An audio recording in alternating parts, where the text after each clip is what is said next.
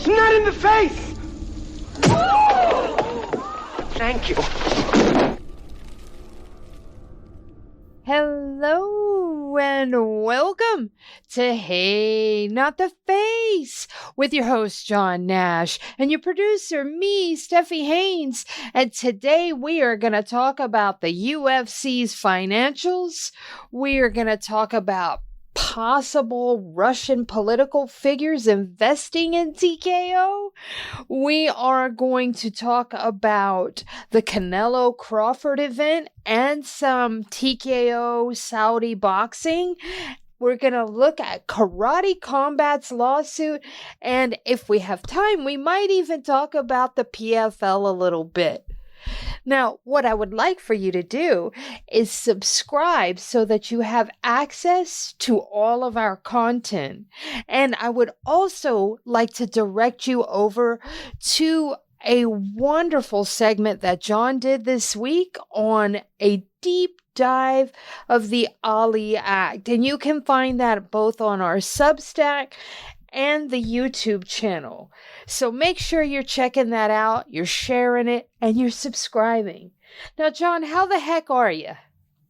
Well, tired. Since you were gone, I couldn't rein myself in. I was unable to edit my material. So, edit in the sense like cut down. So I did a ridiculously long video on the Ali Act. So you're not allowed to go on vacation anymore. Well, it was awesome. And everybody out there that gets an opportunity, definitely check it out because it is worth your time. You know what else is worth your time, though, is this particular show, because we have a lot of information coming at you guys.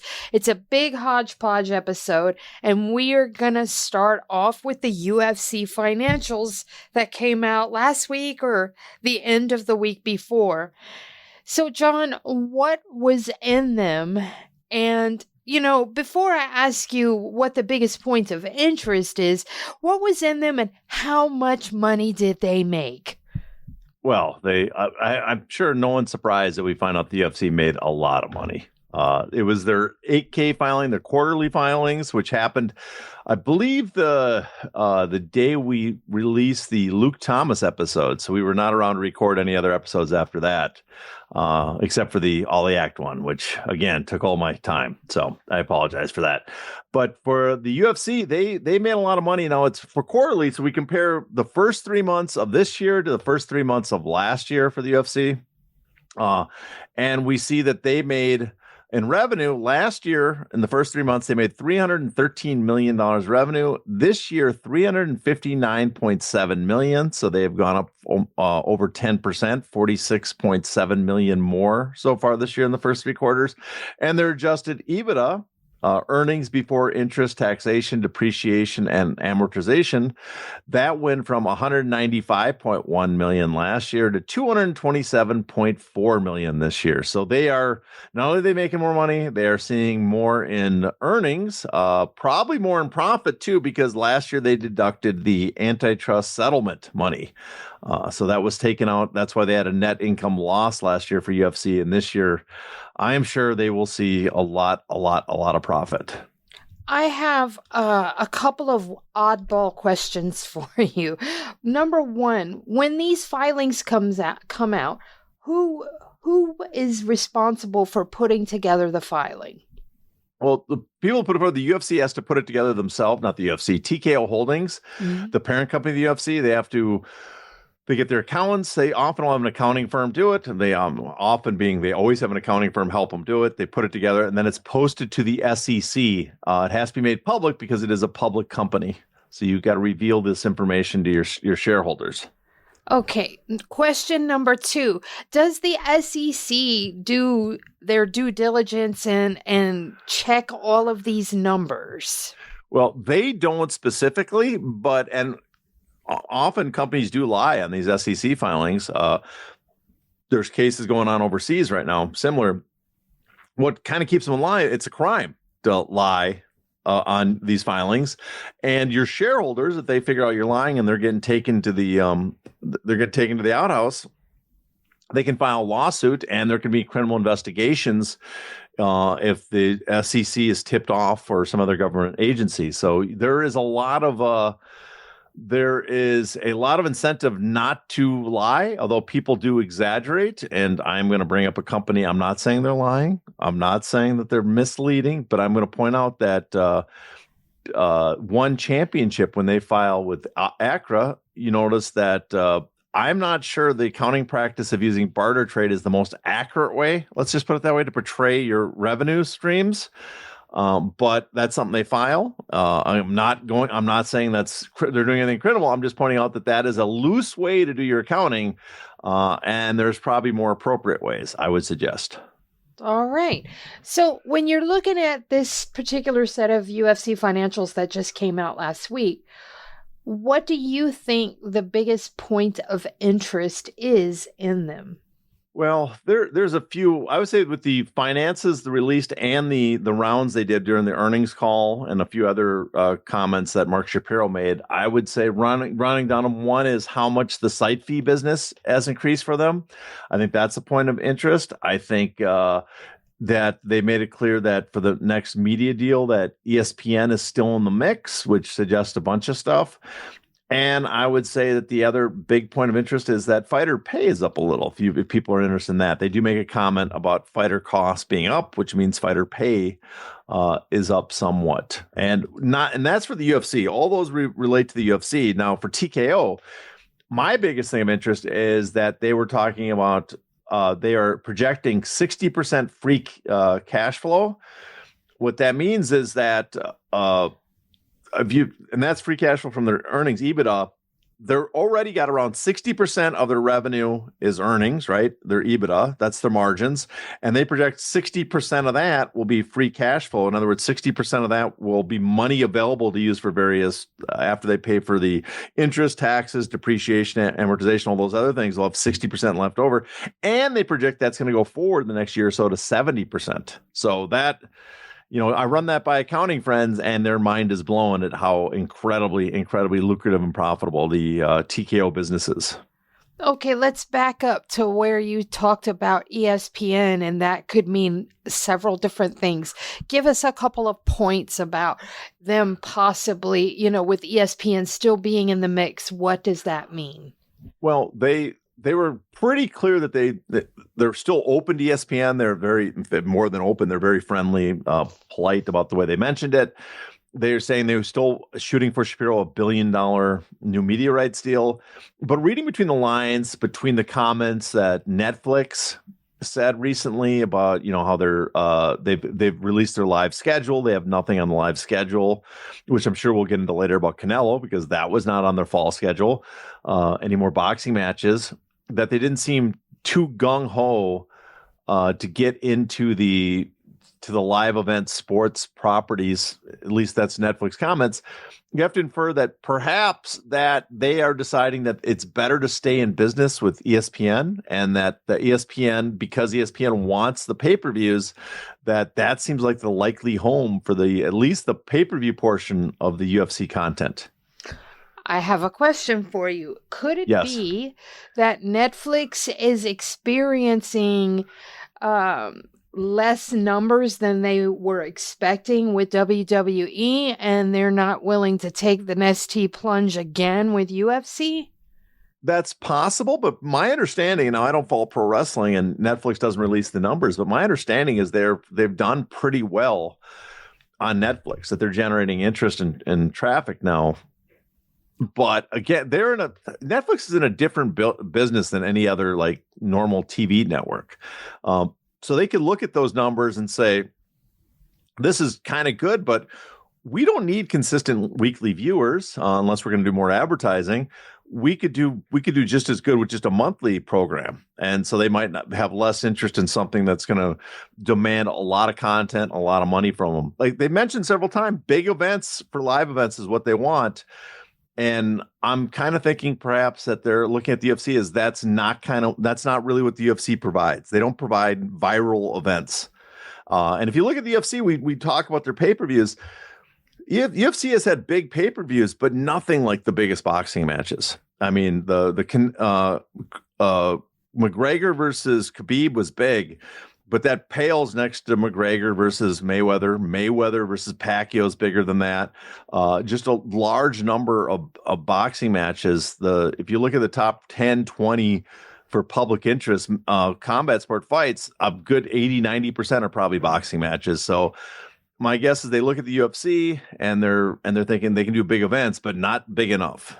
Okay. Before we move on, I got to zero in on the fighter expenses, fighter pay being up. Do we have a number? We do not have a number, and it was not a large increase. It was mixed in with a bunch of other items, so we can tell that it was not a major source of increase. But fighter pay did go up, was a greater expense this year. So at least we know that much. We don't have it's not a clear number though. There's no before they'll say like 32 million or went down 32 million one year and up 45 million for fighter costs or athlete costs, but this time it's grouped in with a bunch of other costs. Now, I saw an article from Zach Arnold over from the MMA Draw that discussed, and I'm not sure if these are confirmed reports, but that Russian political figures are investing in TKO. What's the takeaway there? Is there one? Well, the takeaway is there's actually a really interesting article too, back to back. They point out that they tracked down that there's an investment into the UFC, and it's part of the investment that M1 did with their partners in the Middle East. And so those crazy Russians, Vadim Finkelstein, the guy that the UFC said they'd never do business with, him and his company has equity in the UFC. And then they track down who the Putin fixer is that kind of helped put the deal together. So I would definitely recommend people check it out. Yeah. But it's interesting, but it's not a major source of business, at least not yet. So I don't know how much I can read into it, except for the fact that they are doing business with people they said before they would never do business with, and that is the M1 guys, even though they're not the primary people. And two, I would say that the other interesting fact is that they are, I know they started the business before the Russian sanctions, but it looks like, they continue to do business even during the Russian sanction period. And this Kirill Dmitriev, they say, is someone linked to the Putin administration. So that's interesting, but I wouldn't say it's like a major focus of the TKO business and UFC business, but interesting nonetheless. All right. In a recent article from Vital Vegas, the article covered MGM Grand hiring a power broker that hails from the creative artists agency, the talent agency. His name is Ryan Ibushi. And they noted the following, and I'm going to read this quote. "Show costs have ballooned. Ticket prices have soared. Mid-tier productions are struggling, and Cirque du Soleil, once the blueprint for Vegas entertainment dominance, has contracted, with some wondering if the company could be on the verge of bankruptcy again. Along with the business realities of traditional casino entertainment, audience behavior has changed. Visitors want experiences, not just shows. They want multi-platform engagement, not just a seat and merchandise." So my question to you, based off that, is how could UFC benefit or conversely be adversely affected by that?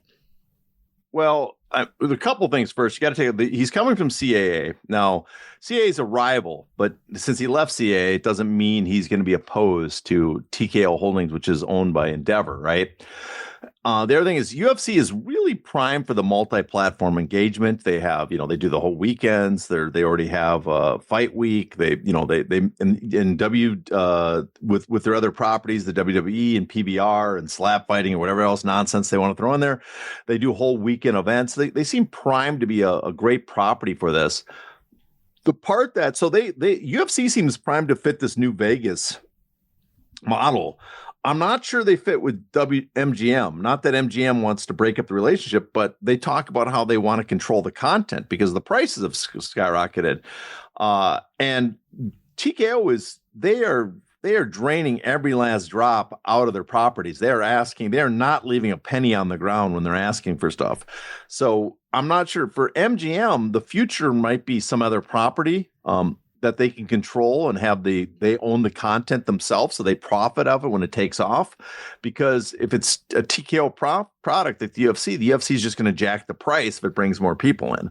So at least based on the article that they put forward, which I should note used AI, which drove me nuts. At least they acknowledged it, but still, that they used artificial intelligence in the story was a little off-putting. But just going on what they wrote about the guy and his plan for, that they want to control the content, I would say UFC's in a perfect spot to benefit from that idea in Vegas. For the multi-level engagement, what they're not good for is if you want to control the content, you have no control if you're working with the UFC. Since that article focuses on Ryan Ibushi and he has a very strong background in sports, do you think we could see UFC somehow returning to MGM Grand for shows again? Or is that rift a little too wide for a reconciliation with them? No, I think for business on hand, if it makes sense, they both would do it.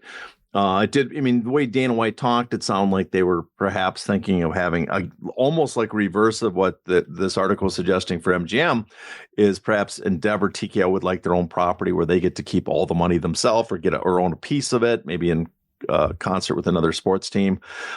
If there was another MMA property out there, there are other MMA properties, but none of them really could pull this off.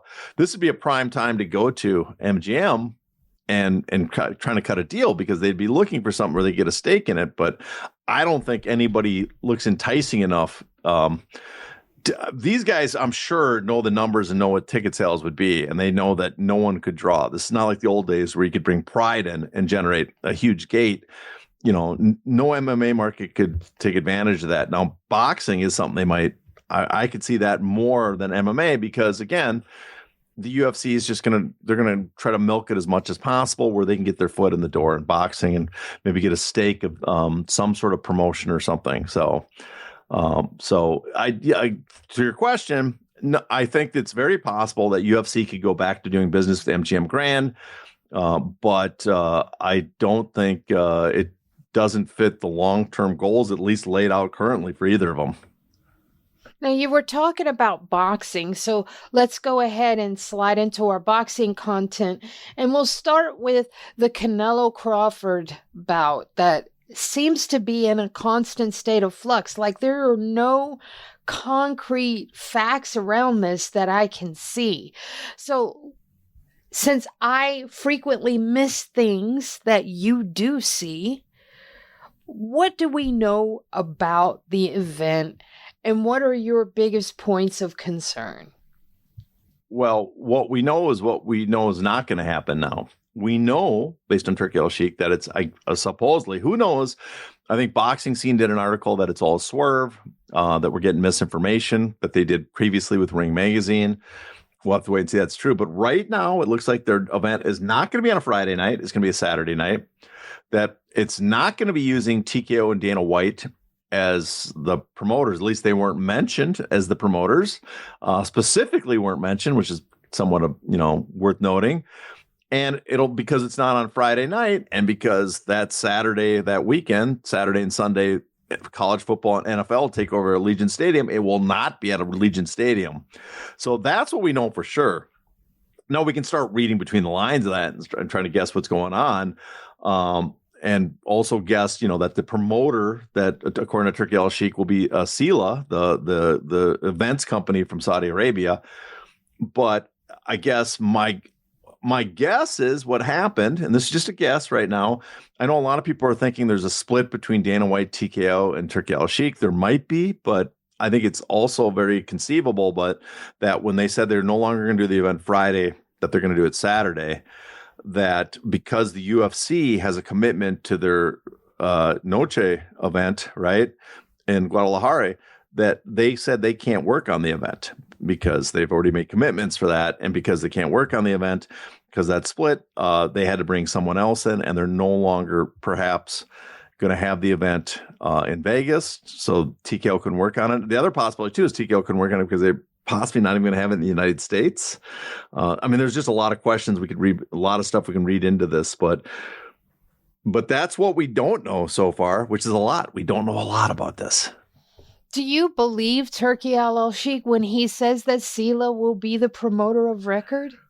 Well, that makes me think, I mean, if they're going to do it in the United States, no, I don't think they're going to be the promoter of record because they don't have a promoter's license, the best of my knowledge. And to get a promoter's license like in Vegas, it's like $750. I'm sure they can afford that. But there's a promoter record has to be on it. They have to give their fingerprints. The company has to get like 2 to 3 years of tax returns.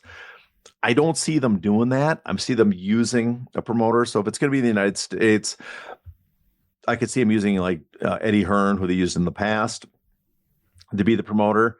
But with Sila, it's also interesting that Turkey has Ring Magazine, but they haven't got it doesn't seem like they have a promoter's license, even though they're supposed to be a promotion now. So I don't see them being the promoter record, but it's also possible the event doesn't take place in the United States.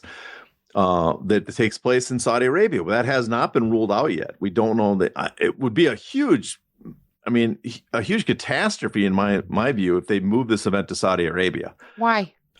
Well, I mean, partly is the boxing, they're making this big splash, the Saudis, but they're making a big splash to hardcore fans. I think it was Leonard Elby that said there's like 150, 175,000 hardcore boxing fans that will watch almost anything.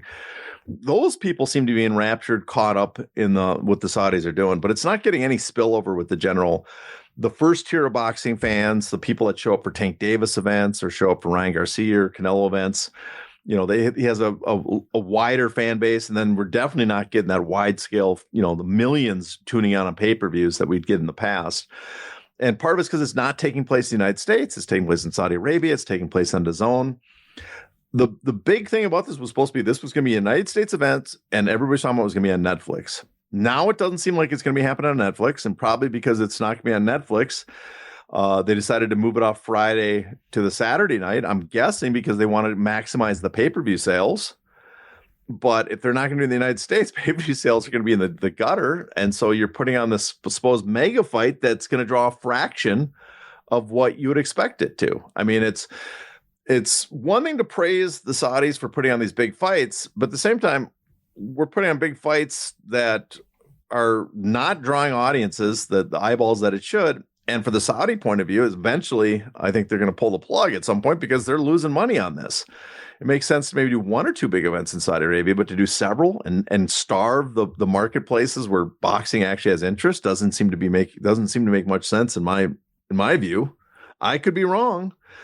But I mean, I'm not sold that there's a split between Turkey though and TKO, or I should say the Saudis and TKO, because supposedly they announced that deal in the earnings call. They have a deal apparently, and but at the same time, Turki Al-Sheikh just seems to pull stuff out of us just on a whim, and that's not a good way to run a company either. So.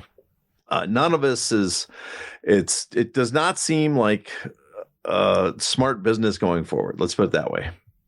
Now, there's reports that TKO and the Saudis are having difficulties luring boxers over to this new entity, this new promotion. Does this sort of give you hope that maybe these athletes understand the pitfalls of getting into bed with TKO and the Saudis? Well, I don't think it's the athletes understanding. I should point out Matt Brown over at Brunch Boxing wrote a good interview where he talked to some boxers. And one other thing is, why should I take the risk of leaving my current promoter I know to work with, the TKO for what seems to be like a pay cap on their purses and to fight, supposedly top boxers, to get trapped into getting a TKO title that means nothing to me. All makes logic. And you think, the boxers are wising up. But I think, this really demonstrates in some ways how maybe not that we inflated the risk from TKO working with the Saudis, but how smart those guys are, perhaps. Because the one is, like we mentioned, Turki Al-Sheikh seems to have just go off on every whim. He announces stuff ahead of time. throws money around and puts fights together, but it has no long-term business plan going for him, which is, I'm sure I've heard before there's smart people working the Saudis, but I'm not seeing long-term planning here. And for TKO, I think they have, obviously they have some thinking involved. They want to amend the Ali Act, but at the same time, did they start to believe their own mythology that they built up, that they can build the sport from the ground up without the talent involved? That seems very plausible that they thought, oh, well, we're going to do what we do with the UFC and we'll build the sport from the ground up because boxing's broke and we don't want to pay these type of purses. But that, stars are what drive the sport. Everybody, even the UFC's got to acknowledge that, as much as they try to pretend it's not what drives the sport. So, I mean, if you're a rival to the UFC, you got to be thankful, or I shouldn't say the UFC, rival TKO Boxing League and thing right here. You've got to be thankful that that the entities involved don't seem to be as clear-headed, as wise, as have as much foresight and vision as perhaps everybody feared. Because, I mean, hopefully also they're not listening to the podcast, because to me it seemed clear what the plan should have been. The plan should have been, they're already paying a ton of money to guys like Usyk and Fury. Unify the belts on a big events. You have undisputed champions, and then crown them the Ring Magazine champion, and then move on. There's your new singular title, right? But apparently, for some reason, they don't seem to want to go in that direction. You can do that in Saudi Arabia now, and then after you amend the Ali Act, you can then move those belts into the United States. But they seem to want to invent the wheel, and thank God they have tremendous egos involved, because I think that's going to end up saving everybody here.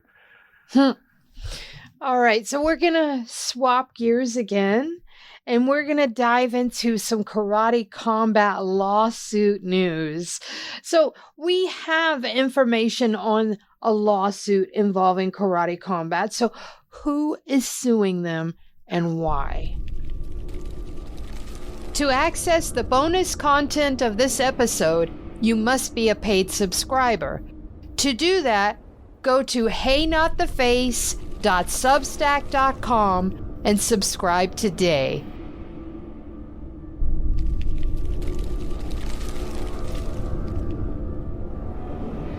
Ow!